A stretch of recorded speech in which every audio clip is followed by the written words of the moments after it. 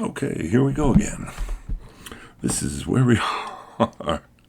I'm Dr. Gene Meska. Welcome back to Mostly Hairless Apes. It's been a while. I have been busy. I retired a few months ago, and I'm reorganizing my life. I'm no longer a drone of the state. I'm actually living on retirement, which is pretty glorious. I have to recommend it if anybody can get there. It's a pretty great thing to have income and not have to go to work every day. That is pretty amazing. Obviously, it changes your perspective a little bit. And I'm just ready to go with one of the biggest arguments of the day, of the year, of the century, perhaps of the millennium, because we are at a point, I think, in human history where we have to make a fundamental decision. Are we going to continue using guidelines that have evolved over thousands of years that steer us towards belief in a deity, or are we going to shift and trust our brains and try to appreciate the amazing world that's been open to us primarily through science? Science as a philosophical system and as a worldview, as opposed to a religious worldview. And that's hopefully what I'll get across in the next few bits of this episode. I run these usually run about 30 minutes. Let's see how long it takes to resolve this argument. Because I've been talking to people. I consider my wife of 42 years an excellent confidant, and she tells me not everything's about religion when I complain about why people see stuff. But I think it is. I think at a fundamental level, when you're raised to believe in magic, which is essentially how I view religion, whether you like it or not, is a really damaging mindset. It really changes how your brain functions. And I think that's why we have Santa Claus. It's why we have Jesus and Allah and all these entities. We want to believe that there's somebody out there. And when you do that, the idea that somebody else is out there who might have your back, who might change things, who might form a miracle, who if you pray to, they might listen to you, they might save your ass. It creates so many spillovers into how your brain works and into other parts of the universe, because science says nothing comes from nothing. Everything comes from something.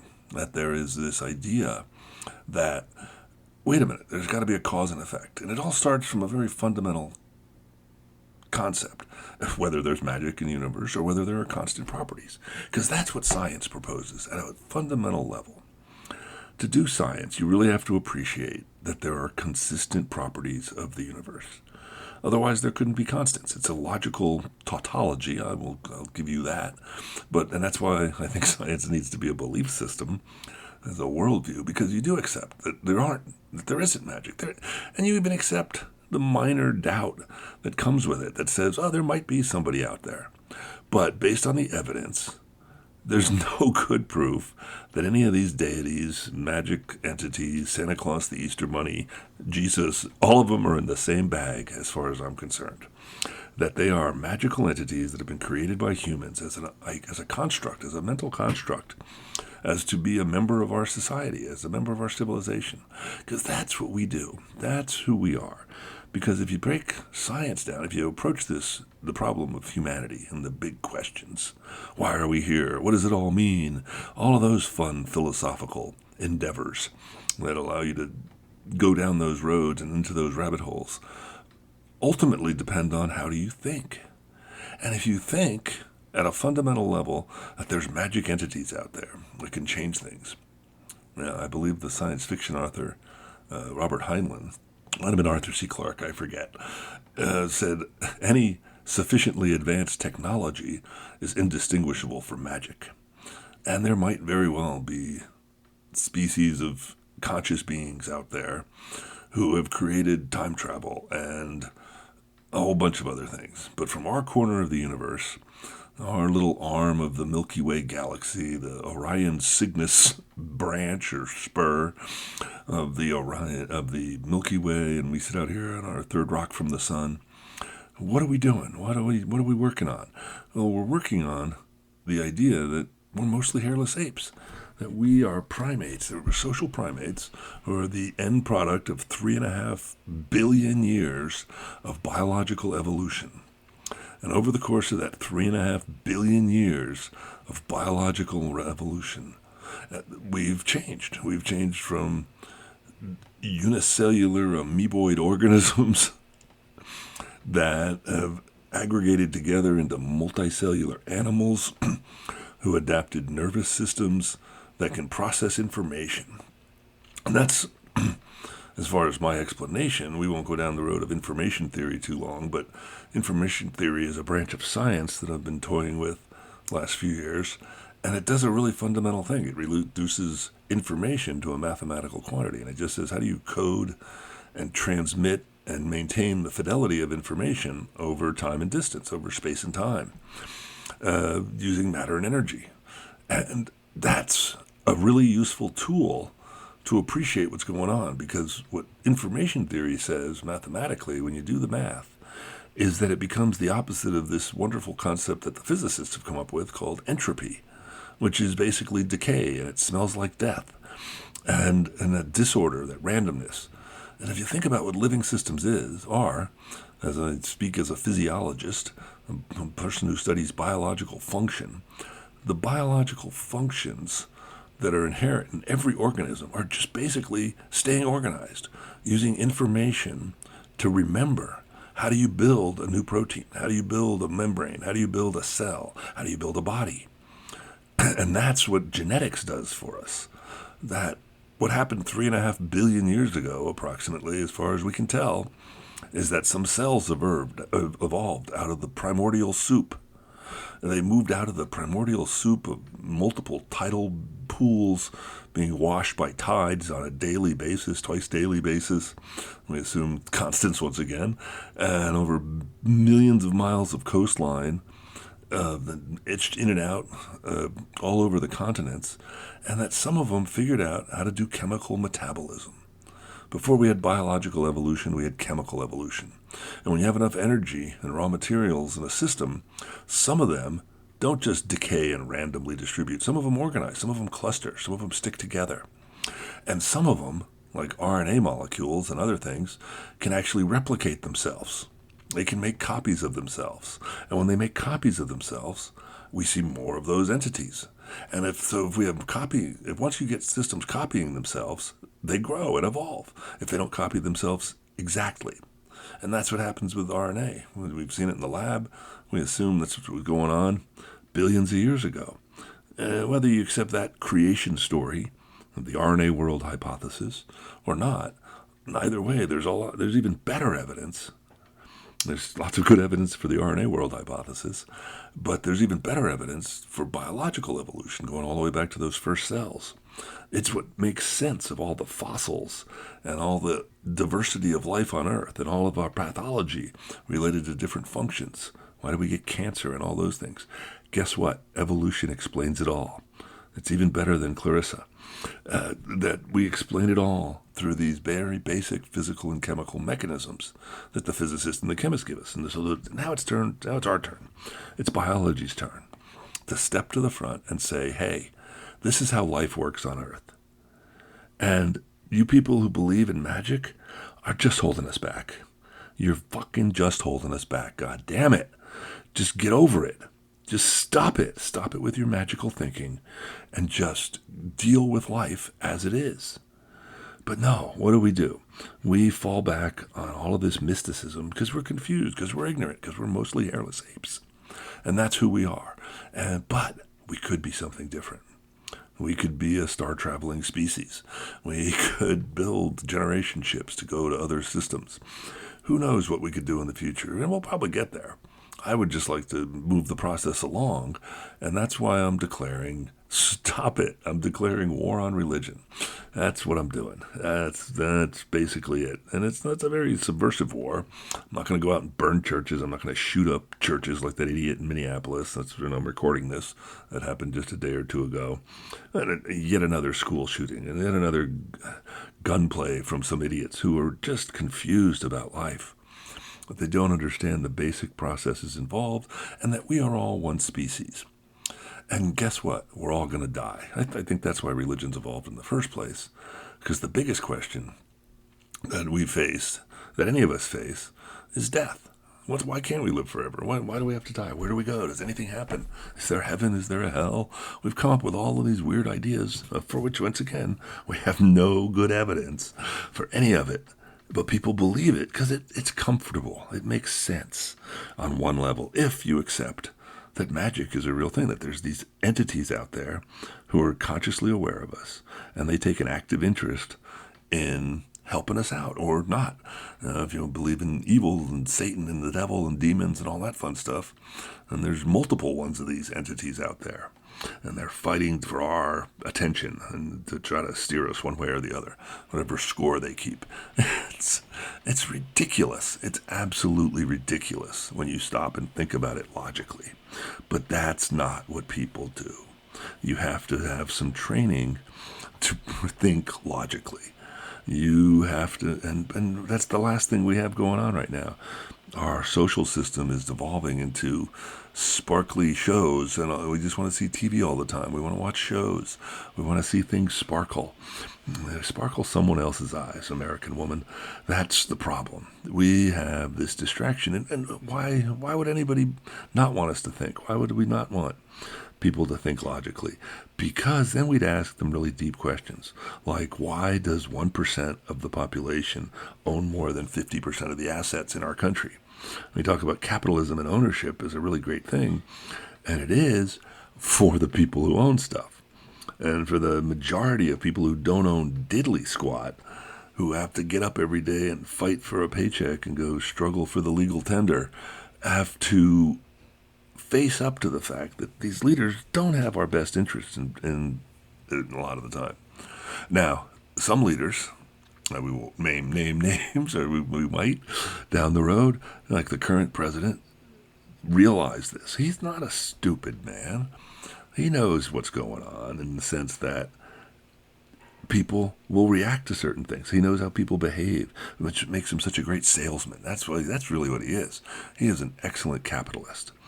And he's embraced that as his mode, which is one way to go through life. And you could have a scientific worldview, you could have a capitalist worldview, you could have a religious worldview. What's your primary modus vivendi? For the Latin scholars in the room, well, what makes your clock tick? What gets you going out there? And whatever gets you going is what works. And what most of us are trained on early in life is to believe in magic. We accept religions. I think it's telling that you could throw out some wonderful anecdotal statistics like the majority of people in prison are religious believers, and atheists are underrepresented in prison populations. At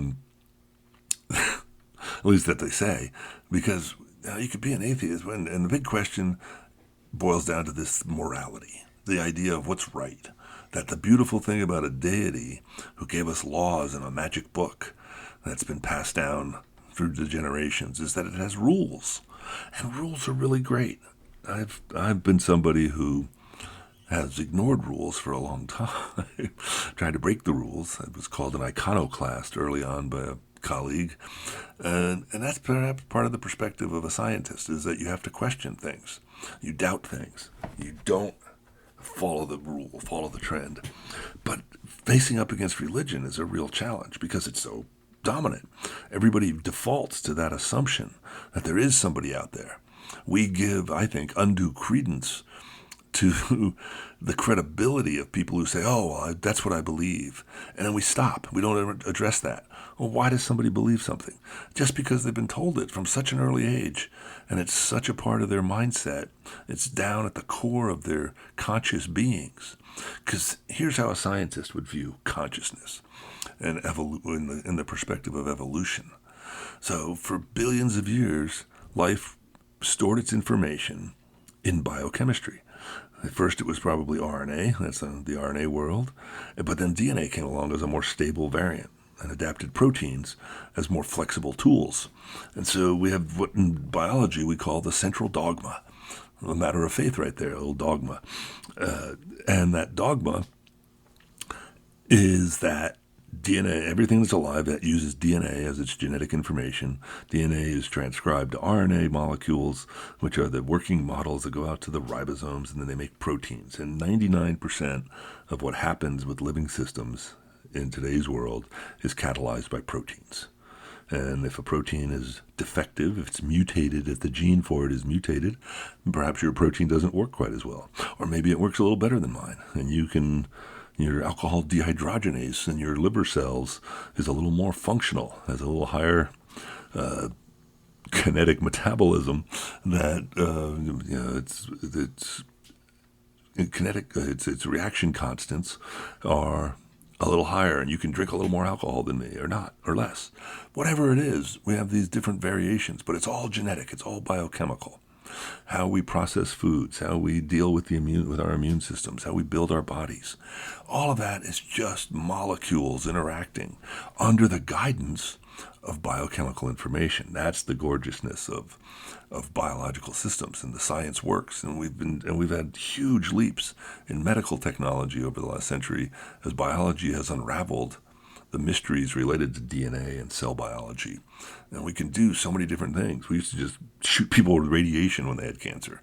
Now we do genetic testing and isolate the variables that are involved in the metabolic pathways of cell division.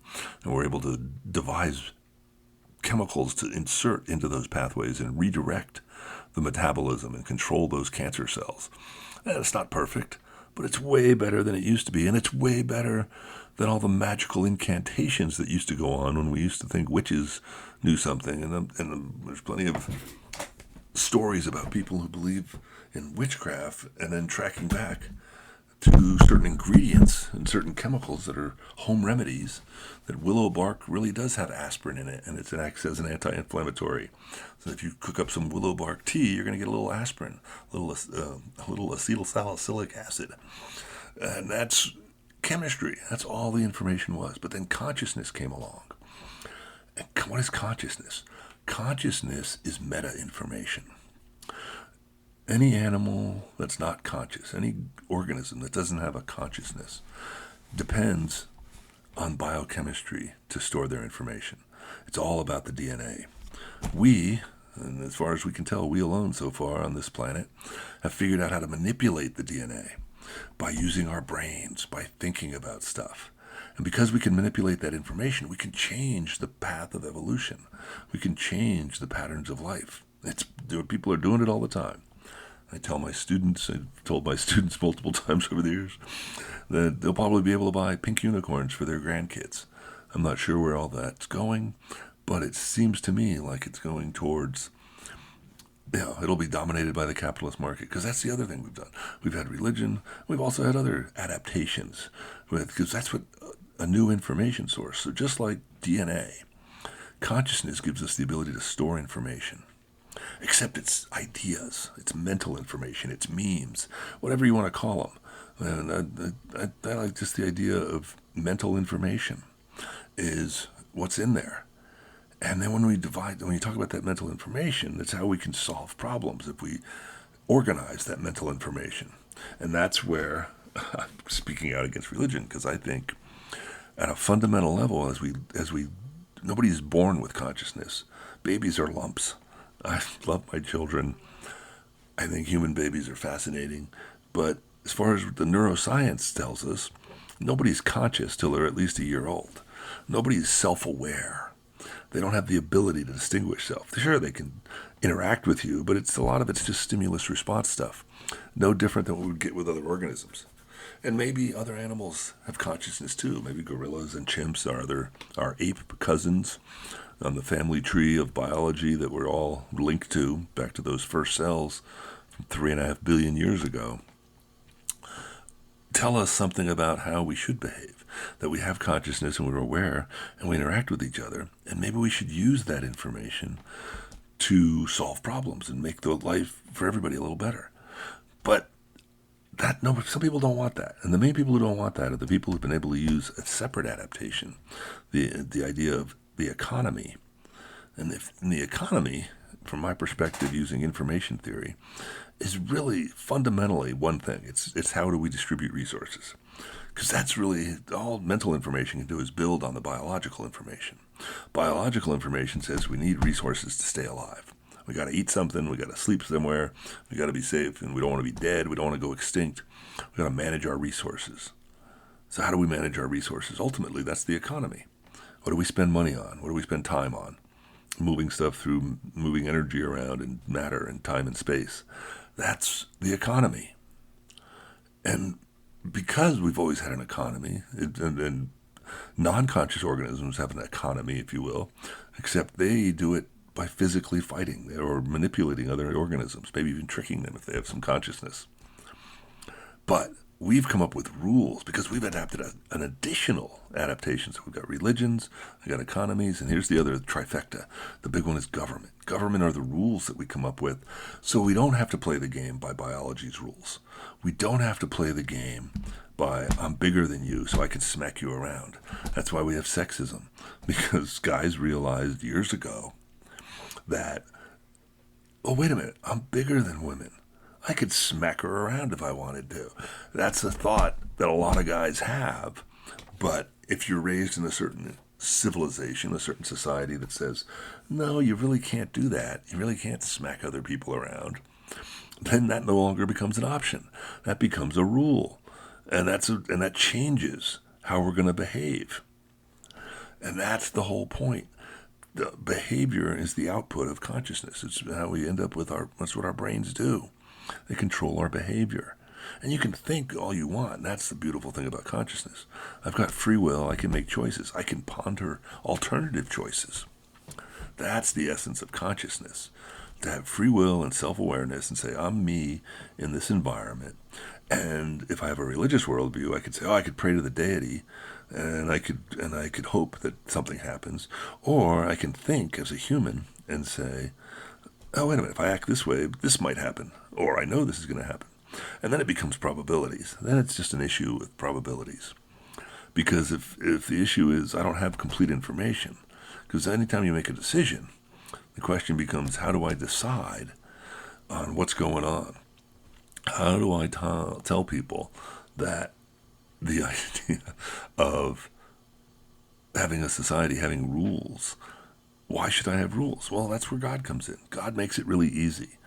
God acts like a big father or mother who just says, I said so. You'll do it because I said so. And that's the end of the logical argument. But could we possibly evolve a set of rules for our society? And I think we're doing that. We've thought about democracy. And the big leap that needs to be made to really extend democracy is to accept that we're all human. And that from an evolutionary standpoint, we're all going to die. And the only thing that could live on is the species. Maybe we'll figure out how to live forever and extend lifespan sometime in the future.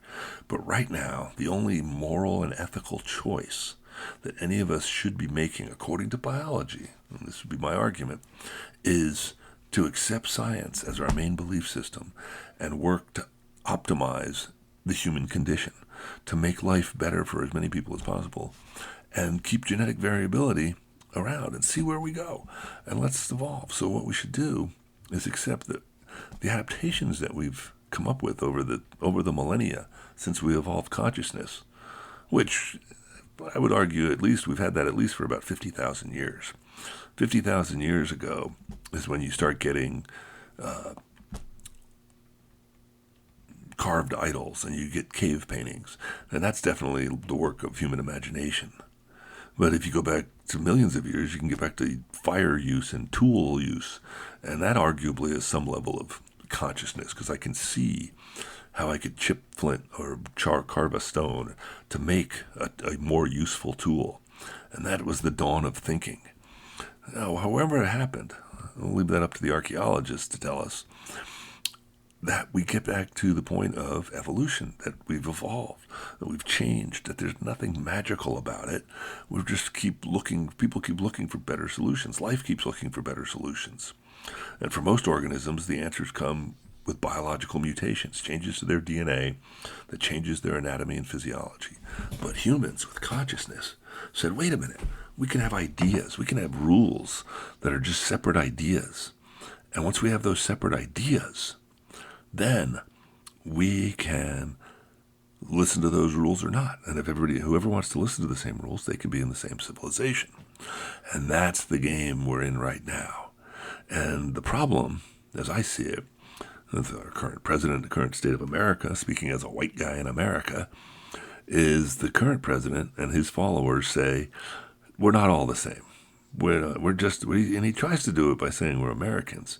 But he's also the man who's tried to get rid of birthright citizenship, which says, if you're born here, it doesn't matter. We're going to still kick you out if we don't like you, if we think you're too brown, or you think you talk funny, or you believe in the wrong God. Because that's what they want. They want people who believe in a God that they can manipulate, because they can accept. Because when you believe in a God, you stop thinking. That's the beauty of gods. I'm not sure, but I think religion probably evolved when some guys were sitting around the campfire, some gals and guys, late at night, having fermented berry juice, and they went down the road of saying, why are we here? What happens when you die? What happened to Joe? What happened to Thuck and Og? And then somebody came out and said, the great spirit god in the sky, the lightning god, whatever it is, the sun god, the moon god. We've had thousands of gods over the years, and they've evolved because we've found out what the sun is. It's a big ball of fusion fire. The moon is a rock, like lots of rocks in our solar system. It's just out there. It's part of the world. It's part of the universe. And we are as well. And there might be supernatural stuff out there, but we can't count on it. We need to get our act together. We need to pull our socks up and put on some lipstick and get to work, however you're going to do it. Get out there and think. And that's what we should be doing as conscious humans. And when we think, the best way to think, at least at its core, is just to use logical, rational decisions. Figure out how much knowledge we have about a situation. That's the fundamental break in information. Do we have information that says, I'm sure of this information? That's the beauty of science. I guarantee my life, I would bet my life, that if you had the right tools and you went out and ground up some leaves, you would find a molecule that we call chlorophyll. Because that's what all the green stuff is. And every time we've looked at a plant in the world, we have found this one chemical, this thing called chlorophyll. And there's different forms of it. Things always change and adapt in evolution. But that's guaranteed knowledge. That's the beautiful thing about science. Nobody's ever seen an electron, but because science has given us theories of electromagnetism and we know how electrons behave, we can build global communication networks. Because we understand how chemicals explode and give off force, we can put those in rockets and go to outer space. Because science does that for us. But religion still hangs around because it answers those moral, ethical questions. Why should we be good to each other? Why shouldn't we kill each other? But they always do it by saying it's us versus them. That's why religions have stuck around for so long. They've been a really useful adaptation to preserve my group versus your group. And now we're at the point where we have really big groups. We've got 8 billion humans on the planet. We got over 1 billion Muslims. We got over 1 billion Christians. We got 1 billion Buddhists, 1 billion Hindu. We got all these different huge religions.